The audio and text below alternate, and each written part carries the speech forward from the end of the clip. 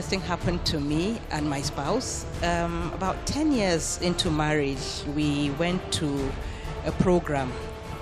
The program, it wasn't in Nigeria, but we were the only blacks there, and there were a lot of couples in the program. We were about 30, and half of them were actually couples, and it was kind of a personality profiling. Initially, I was like, I don't need to do this. I know myself. Then my husband was really disturbed because at that time we were rediscovering ourselves. And I think I really relate to what you say, that what you think was fun before marriage becomes one of the most challenging characteristics of your husband or your spouse. So when we went there, we did a profiling, and it was what we call the mayor's profiling. Maybe I'll talk about it more later. But there were 4 main different types of profiling. The first one, you are either an introvert or extrovert. We all know introvert and extrovert. Then the second, you're either a sensing person, you use senses, or you are an intuition kind of person, you use your intuition.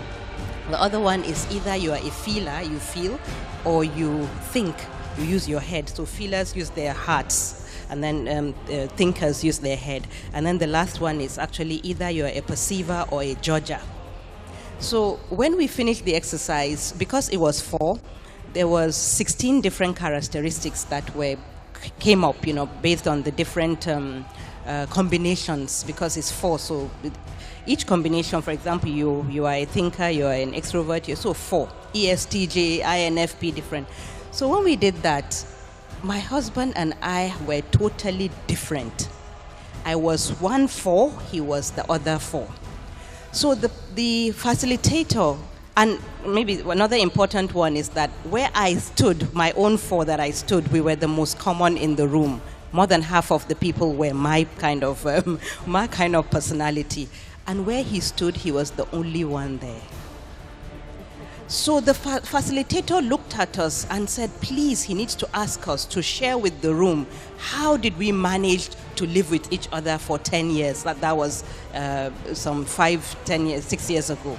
How did we manage to live with each other through this well? So from then on, I just want to say that, you see, we made a decision that now we understand each other, we know we're very different, so we will try to tolerate each other, because even if he leaves, he feels that he would probably get another me because we are more in the society. So what I'm saying is that, you see, you work with your spouse, because we're all talking here generically and but when you go back home, you really need to understand yourself and your spouse. That is why one of the things I said first is know yourself. Know your spouse too if you want a good relationship, and actually work around, because it's a very unique relationship. And when that unit is stable, every other thing is good, even for you, and that's the total well-being of your family and yourself too. So from then on, I now understand if he's even going to do something, I kind of understand what he will do, and I'll predict it. So it made life much easier. So yes, and just to wrap up with the signs, right? With the signs to wrap up, I think if you know yourself, most people are really jovial kind of people. But if there's a feeling of persistent sadness, that means you're sad mostly all the time for at least 2 weeks.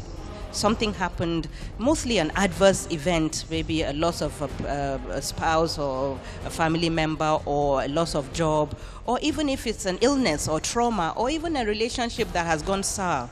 So when you have that persistent sadness, you have to understand that it's part of depressive symptoms. And the other one is also loss of kind of interest in the activities that you normally like to do or enjoy doing. For example, if you want to come out here and be part of everyone, and then you find out that you just don't want to do it, then it's a telltale sign that it's part of depression. And the next one is also trying to just be in your little corner and not wanting to interact with people. We are a social being. Humans are social beings. So if you don't want to interact, and you find, there's a lot of tendencies or even suicidal thoughts that can come in. And then the fourth one. Okay, then I'll just stop there. Thank you.